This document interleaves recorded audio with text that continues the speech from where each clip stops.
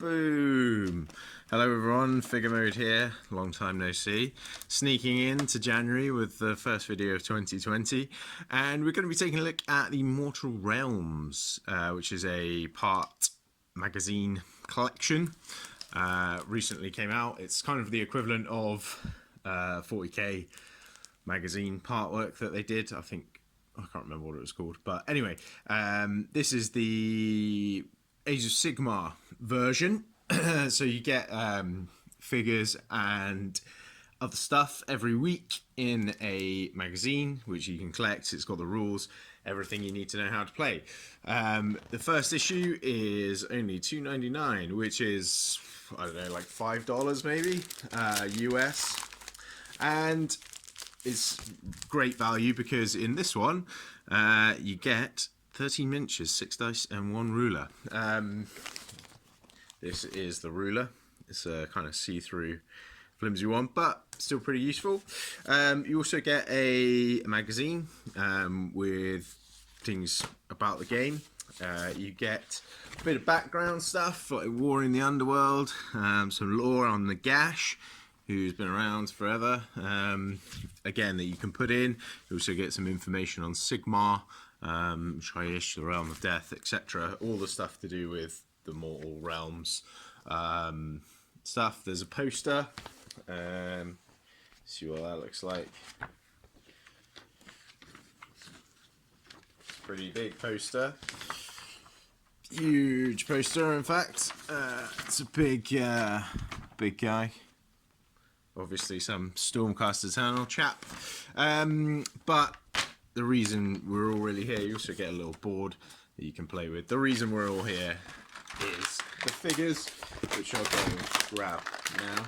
Try not to knock the camera over. So the figures, you get 2 armies in the collection. You get to choose which one you make and paint. You can make both, play with both.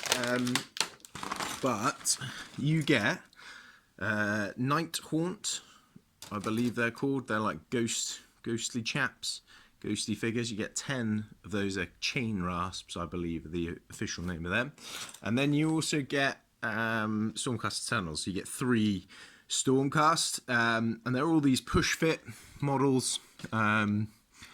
So easy to put together, especially for first time kind of war gamers, which is what this is based at. The bases, you get the kind of molded bases for the Stormcast, and the Night Haunt just come on your standard slotters. You also get dice. Anyone who's played any Warhammer game ever will recognize these dice. There's probably about 1 billion of these in production in the world, and there's probably 500 of those in my house. So yeah, that's what you get in the box. Now, value wise, this is obviously very good. The price does go up after every issue. I think the next one's £5, so a bit more expensive, and then I think they go up to $7.99. But you can get a subscription, and I think it's like £20 a month that works out as the subscription. So it is a way of getting lots of sort of cheap figures, really. They do tell you what you get eventually, which I'll just sort of show you. So in a Night Haunt army, you get all of this stuff. So eventually you're going to get like one of these giant figures. Sorry, the light's not very good, me doing that. In the Stormcast set, you get a load of stuff. You get all these, the Demigryph Knights or something like that. The guys with the crossbows, Saint Celestin, all that kind of stuff. And you also get some scenery as well, or terrain as they've called it here. So you get a load of that. And eventually you get brushes, you get paints, you get washes, everything you could need to paint a set, basically, paint all your figures. You don't get any paints in this one, which is what the 40k one comes with. I think in the first pack of that you got Space Marines and some Death Guard. You got Space Marines in the first one with paints for the Space Marines, and then you get Death Guard in the next one. Whereas in this, they've given you both in the first one, but no paints. And I think you get 1 paint in the next set, so it's not really a starter set per se, because you don't get everything you need to start playing. But that being said, these figures are coloured plastic. You could run them out, play them on the table like that, then eventually paint them, or you could buy a few paints and start to put them together. So that's what I'm going to do now. Going to be a bit of a jump cut, and we'll have a look at some made figures. Okay, and there we go. With the magic of camera, we have made them. So there's the Stormcast. Really nice sculpt, really chunky, beefy figure, like all these Stormcasts are.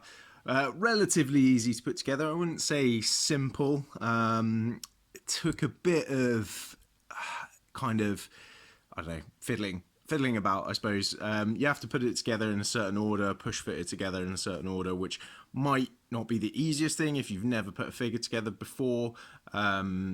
Certainly not as easy as some of the old push fit models, like the old push fit Space Marines or anything like that. But I didn't even look at the instructions, so you know, if you can work it out, I'm sure if you follow the instructions it'd be fine. Really nice figure. I chose the one-handed mace wielding guy, mace and shield. There is a Maul character and then another one with a shield.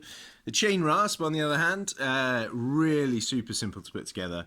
Had no issues whatsoever. It's 2 parts plus the base, so really easy. I haven't even glued it down. I've just literally stuck it together, and to be honest, you can put it on the tabletop and use it like that. Really like it, really pleased, happy with the sculpt. Looks really good. I'm looking forward to making the rest of the chain rasps and painting them up, actually. Not too bothered about the Stormcast. I personally don't like them, but I can see their attraction to a lot of people. Lots of people think they're very popular. So yeah, it's a great sort of starter set. Great introduction to the hobby. If you want to start it, I recommend getting it. I think you can still get the first 4 issues online. You kind of order them. Like I say, I picked this one up in a stationer's nearby for $2.99. So really good value, loads of figures.